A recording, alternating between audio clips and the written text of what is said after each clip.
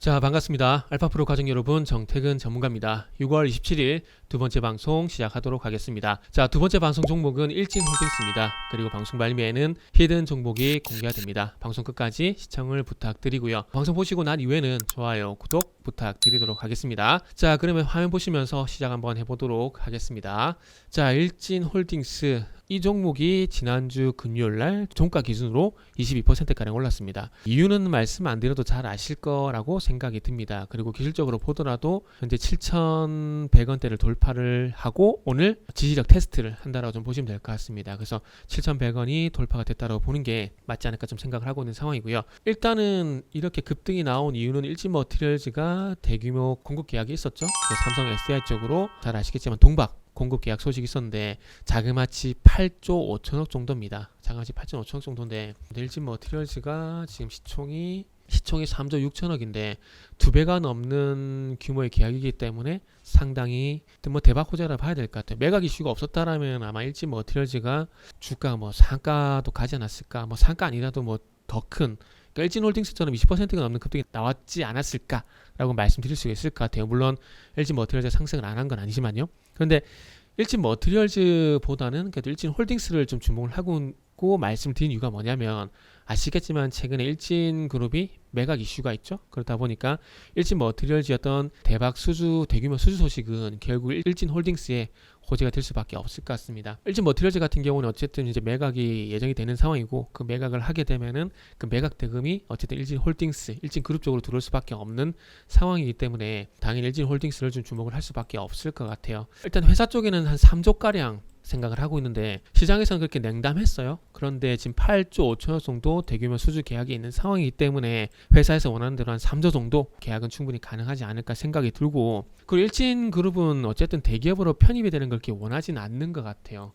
비즈한국이라는 어떤 기사를 한번 참고를 해보게 될 건데 지금 허진석 일진홀딩스 부회장이 가지고 있는 지분을 전량 현재 매도를 하고 싶어하는 상황입니다. 중견기업에서 이제 대기업으로 올라가게 되면 이제 생각지 못한 그동안 없었던 규제가 발생이 될 수밖에 없어요. 그러다 보니까 그런 부분들 때문에 이제 일진그룹은 대기업으로 편입되기가 싫은 것 같아요. 일단 어떤 규제가 생기냐면은 공정거래법에 따른 공시 및 신고 의무가 생기고요. 총수일가 사익 편취 규제, 일감 몰아주기 금지 이런 규제가 발생이 되는데 이제 뭐 대기업에 편입이 되게 되면 공정에서 이런 조사가 좀 들어갈 수가 있겠죠. 그래서 이런 규제가 생기는 걸 별로 원하지는 않을 겁니다. 지금 일진그룹 같은 경우에는 일진파트너스 그리고 일진파트너스 밑에 일진홀딩스라는 회사가 있습니다. 그런데 일진파트너스 같은 경우에는 유한회사이기 때문에 여기 나와 있듯이 유한회사이기 때문에 공시 의무가 없어요. 그렇기 때문에 기업에 어떤 일이 있는지 어떤 중요한 일인지에 대한 부분들이 어떤 접근이 좀 제한될 수밖에 없습니다. 그런데 대기업에 편입이 되게 되면 공정거래법에 따른 공시 및 신고 의무가 생긴다고 말씀을 드렸는데 앞으로 이 일진파트너스가 하고 있는 모든 것에 대해서 이제 공시를 할 수밖에 없는 상황입니다. 근데 이 공시를 하게 되면은 좋은 일도 있을 것이고 안 좋은 일도 분명히 있을 것이라는 거죠. 그렇게 보게 된다라면은 이거는 음모론적인 관점에서 말씀을 드리는 건데 일진그룹 내에서 그렇게 공개하고 싶은 내용들이 이렇게 많지가 않을 가능성이 상당히 높다라는 거죠. 아마 그런 부분들이 제가 볼 땐 걸리는 게 아닌가 좀 볼 수가 있을 것 같고요. 그리고 이제 일감 몰아주기 이런 것도 걸릴 수밖에 없는 상황인데 지금 일진홀딩스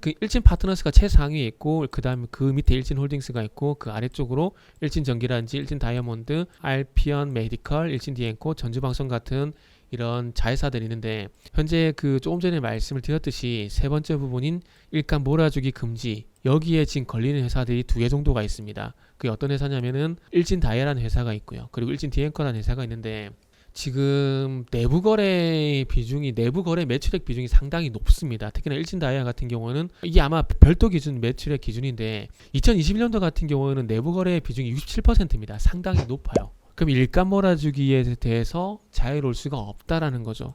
그러니까 제가 이런 것들을 보여드린 이유가 뭐냐면은 대기업에 편입이 됐을 때 일진홀딩스, 일진그룹이 걸릴 만한 것들이 상당히 많다라는 거죠. 그래서 이런 것들 때문에 대기업에 편입이 되는 걸 제가 봤을 때는 일진그룹이 그렇게 원하지 않는 것 같습니다. 그래서 되도록이면 빨리 일진그룹 입장에서는 일진 머티리얼즈가 팔리는 게 가장 좋은 시나리오를 볼 수가 있겠죠. 그래서 아마 그런 부분 때문에 빠르게 또 이 최근에 삼성 SDI와의 어떤 공급 계약 소식도 발빠르게 발표를 한 것이 아닌가라고 봐집니다. 그래서 어쨌든 저 개인적으로는 어쨌든 이 M&A가 진행이 되게 되면은 제가 봤을 때는 누가 보더라도 일진홀딩스가 좋을 수밖에 없다라는 관점입니다. 그렇기 때문에 일진홀딩스를 오늘 말씀드린 부분들이고 아마 앞으로 이 매각에 대한 얘기가 나올 때마다 일진홀딩스의 주가는 들썩일 수밖에 없다라는 말씀을 드리면서 마무리하도록 하겠습니다. 자, 이어서 히든 종목 보도록 하겠습니다.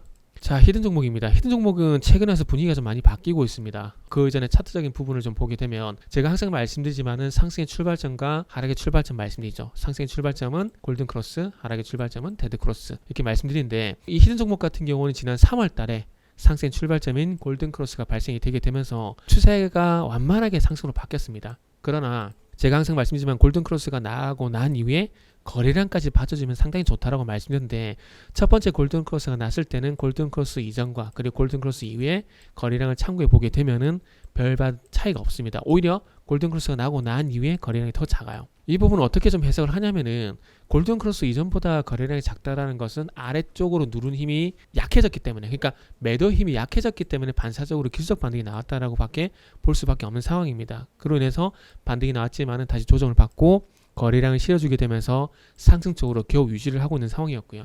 근데 최근에 와서 다시 골든크로스가 났는데 골든크로스 나고 난 이후에 거래량을 보시면 아시겠지만 이전과는 참 차별화가 되는 거래량이 좀 발생이 되고 있다라는 거죠. 그러니까 결국 중요한 건 상승이든 하락이든 거래량이 그만큼 중요하다라는 겁니다. 그래서 저는 개인적으로 이 보조지표 중에서 보는 것은 거래량 말고는 없어요. 플러스 알파로 체결 강도 정도 보는 거 외에 없는 상황이고요. 그래서 그만큼 거래량을 중요하게 본다고 좀 볼 수가 있겠죠. 그리고 최근에 보시면 아시겠지만은 대량 거래 발생되고 난 다음에 상승 흐름이 나오고 최근에 시장 영향이 좀 있긴 하지만 그럼에도 불구하고 10만 4천 원 부근에서 기간 조정을 거치고 난 이후에 다시 상승 쪽으로 현재 힘을 실어주고 있는 상황입니다. 이제부터 중요한 건 거래량이라도 봐야 되겠죠. 오늘 거래량이 최근 오후 거래일 동안 발생된 거래량보다 좀 작은데 오늘 어쨌든 20만 주 이상 거래량이 좀 발생되면 좋지 않을까라는 말씀을 좀 드리도록 하겠습니다. 그래서 뭐 어쨌든 일단 추가 상승이 기대가 되고 있는 상황이고요. 그리고 이제 기술적으로 보게 되면은 이제 10만 5천 원 부근이 또 241선이 있는데 이 241선을 이제 돌파를 한다는 것만으로도